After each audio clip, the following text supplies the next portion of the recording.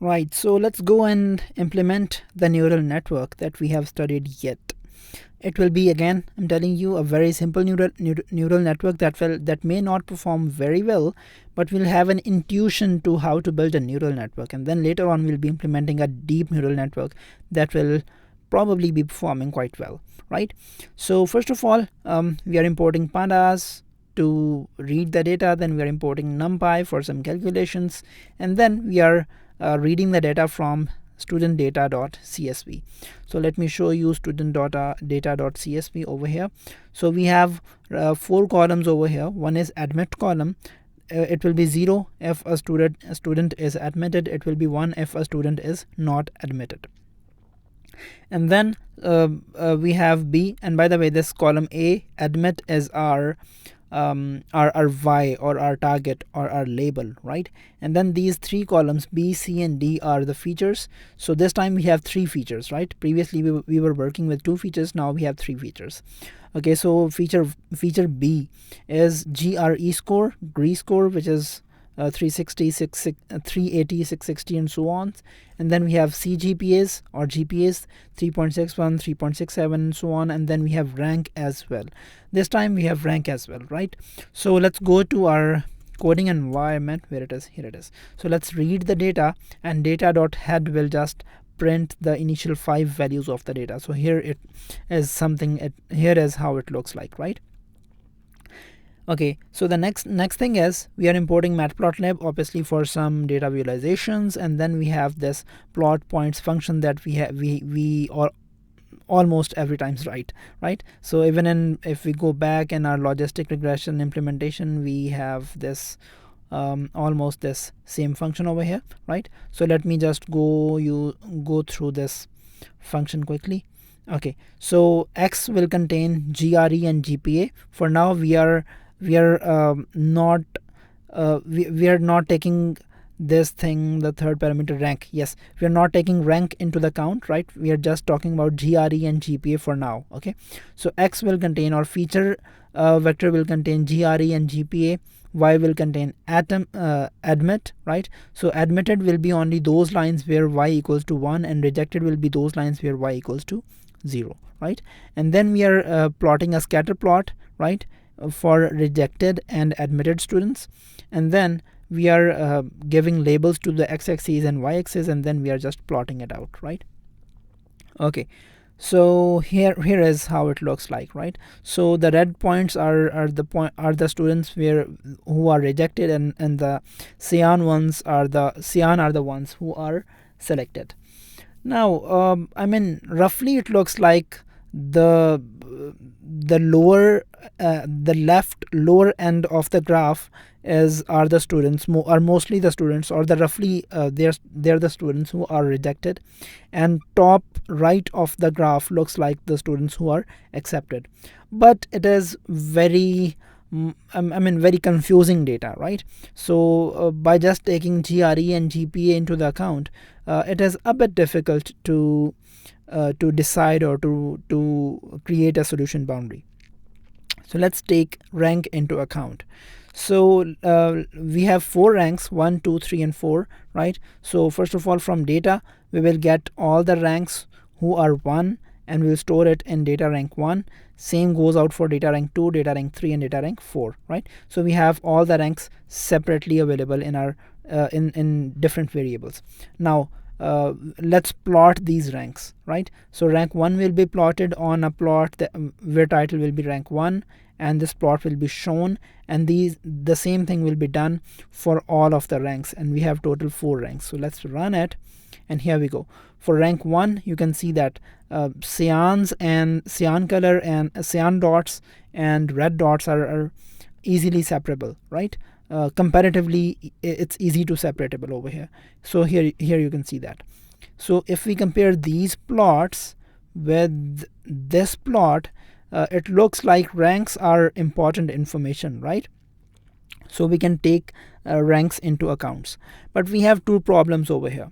Number 1, in GRE score, the values are 360, 660, and 800 or something like that, and GPA the values are only 3.61, or maximum value can be 4. So there is a big mismatch in the scale of these values. So we have to do some scaling on these two columns, GRE and GPA.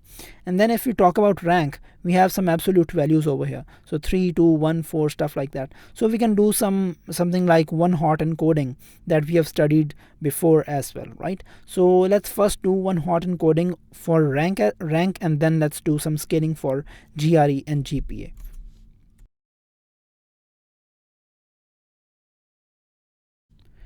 Right, so we need to hot encode our ranks data. So we'll say let's say hot encode equals to pd, which is pandas dot concatenate what? Concatenate the data. So here we'll say data comma pd dot, there's a function in pandas called get dummies, right? So we'll make use of get dummies, and in get dummies we'll pass the column for which we need dummies, or we need one hot encoding. So we need one hot encoding for rank, right? And then we'll say prefix should be rank. So what should be the prefix of every column? It should be rank. So the first column will be rank 1, then rank 2, then rank 3, then rank 4, right? Great. And then here we'll say axis equals to 1. So we want to do it on a column, right? So yeah, let's do it. And then we'll say hot encode equals to how can we do that? Yeah, I think hot encode. So we want to drop the original column from the data, right? Because we don't need that anymore if we go to our data. So since this data will be one hot encoded, right, the rank column will be one hot encoded, and it will be converted into 4 columns. Now we don't need this original column anymore, so let's drop it. How can we drop it? So dot drop, and here we'll say drop what? Drop rank column, and then drop axis equals to 1. We are talking about column. Axis equals to 1 means we are talking about column. Axis equals to 0 means we are talking about row. And then let's just see how it looks like, and let's print just 5 values, right? Let's run it. It gives us an error, and error says that what? Rake. Yeah, that's bad. Where is rake? Rake. Yeah, it's rank. R-A-N-K, not E. So run it again. Great. So now we have admit GRE GPA rank underscore 1. By the way, this rank comes from this prefix thing, right? If we write anything over here, it will be prefixed over here. You can also work with postfix as well. So rank 1, rank 2, rank 3, rank 4, and how these zeros and ones are calculated, we have already talked about it in one of the previous lectures, where we talked about one-hot encoding. If you are a little bit unclear about it, you should revisit that lecture again. Okay, so now this data rank column is fine, but we need to scale this GRE and GPA scores so that the whole scale becomes equal, right? So in upcoming lecture, we'll be scaling these two columns.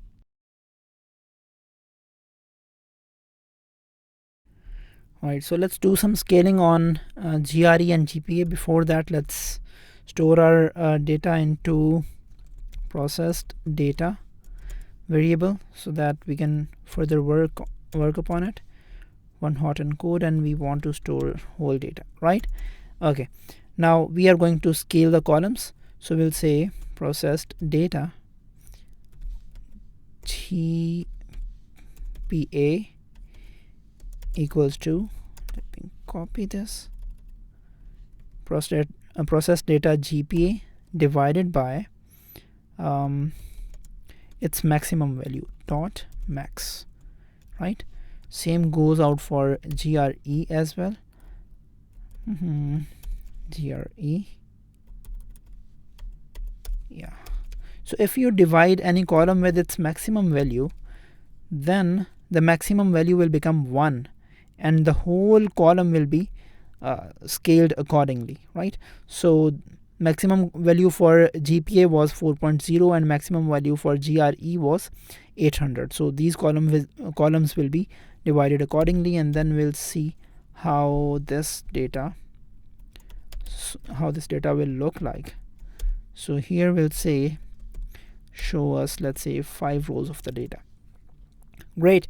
So you can see that GRE is also scaled and GPA is also scaled accordingly, and ranks were already scaled. So yes, we have got our scaled data.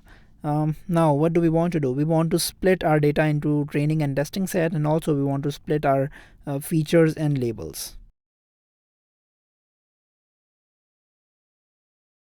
So let's split our data into training and testing set. So we'll say sample equals to, here we want to create some random samples, right? So we'll be randomly picking some data. Let's say 90% of data is training and 10% data is testing. So we'll say numpy.random.choice, right? So randomly choose any row from processed data dot, so it will be just choosing some indexes, and size is, let's say, integer of length of processed data. You might be wondering that length is always integer, then why are we typecasting it into integer? Wait for it, because we want to multiply it with 0.9. So 90% data will be our training data, and 10% will be testing data. And here we'll say replace equals to false, right? So this sample will contain the 90% of the indexes of 90% of random indexes of the column, right? Of this data set, right? And then here we'll say train data comma test data equals to, and here we'll say processed data dot iLocation. So from these locations we'll be getting the data sample for training set, and from except this training set, whatever will left will be our testing set, right? So I hope you're getting my point, because so here we are just creating the samples of indices, right? And here we are saying that from processed data, these indices should be allocated to training data, and remaining indices should be allocated to the testing data. So there was a typo. I think it is fine now. Great. Okay, next thing is, let's just print out the size of sample. So size of training would be what? Would be length of train data, and size of testing would be the length of test data. So let's write testing over here. Let's run it. Great. So we had 400 rows in our data, and out of those 400 rows, 360 rows will be used as training, and remaining 40 rows will be used as testing, right? So I mean, you can make a different train test split as well. I'm using 90% data as training data and 10% as testing data. You can say you can make a split of 80-20 as well. You can make a split of 70-30 as well if you want, right? Now the next thing is, we want to split data between features and labels as well. So we'll say features equals to train data dot drop, right? So for features we don't want to use admit because it's a label, and we want to talk about axis equals to 1, which is column, right? And then targets equals to train data, and here we want to use admit, right? And same goes out for for testing split. So here we'll say test feature, and we'll say not from training data, we are talking about testing data, right? And again we are talking about the testing data, and here we are talking about targets underscore test. Great. So for the sake of training, we'll be using only this data, and then after the training we'll be using the testing data for the sake of testing, right? So let's run it. Fine. So yeah, I think we're good to go. Let me see if any, a few helper functions are left that we are going to write in upcoming lecture.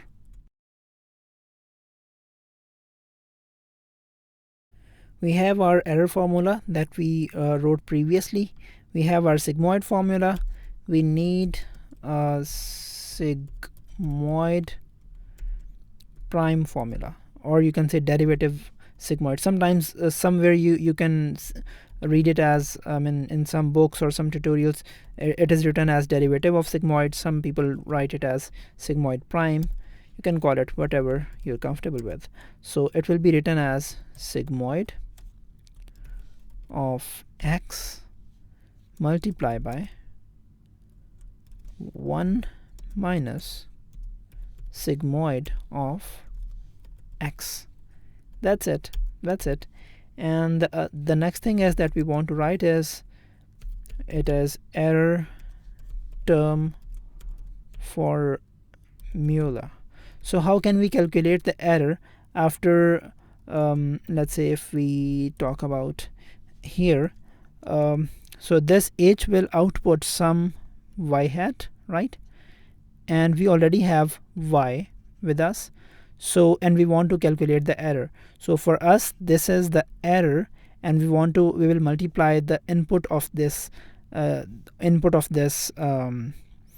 node with it. So it will be x in our case. In this case this is h1 h2, but in our case it will be x because we are going to use we are going to use only one neuron, right? So here we'll say x comma y comma output, right? And then we'll say return y minus output, which is you can say this is y hat, and you can say this is y, right? So just to follow the convention that we used in the theory, so y minus y hat minus y, and then it will be multiplied by x. Great. So we have written our helper function as well, and now the time has come. We are going to implement our neural network.